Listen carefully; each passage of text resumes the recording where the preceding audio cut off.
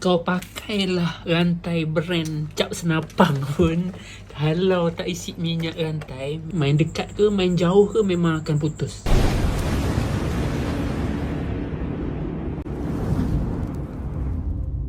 Sebab apa?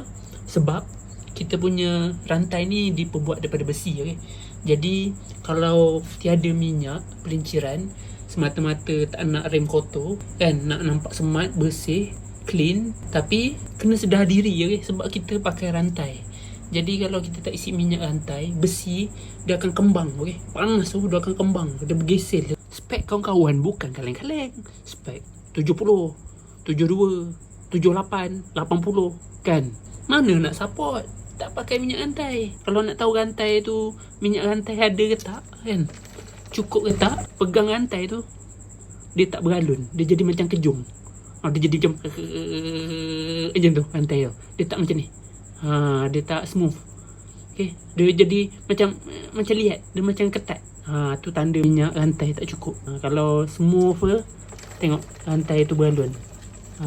Dia beralun cantik je, okey, cun minyak rantai okey.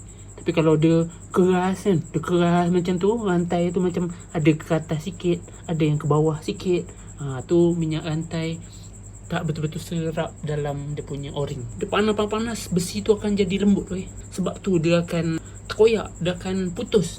Jadi kawan-kawan kena pakai minyak rantai. Minyak rantai jangan main berdala, pakai minyak rantai yang betul-betul ada pelinciran. Jangan sayang rem kotor boleh basuh.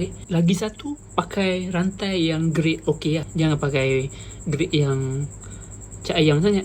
Kalau pakai yang cak ayam sangat memang mudah putus. Isi minyak 1 liter pun memang akan jahanam, okay?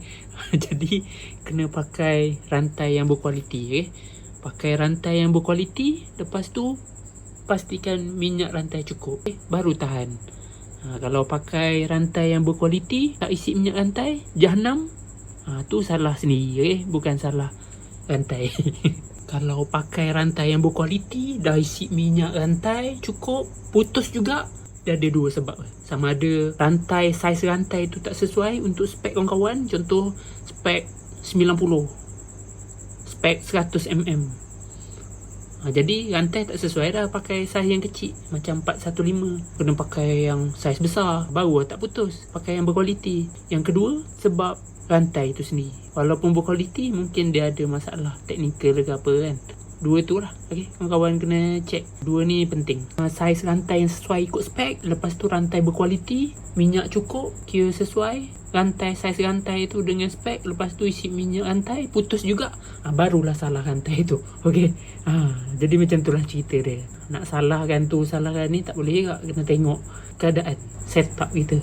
Ni kan sediti letak minyak rantai, nampak tu, penuh, baru dia masuk celah o-ring tu. Nak pula sekarang ada yang jenis osil, jenis macam getah kan, lagi cepat jahanam. Jadi pakai minyak rantai supaya tak putus.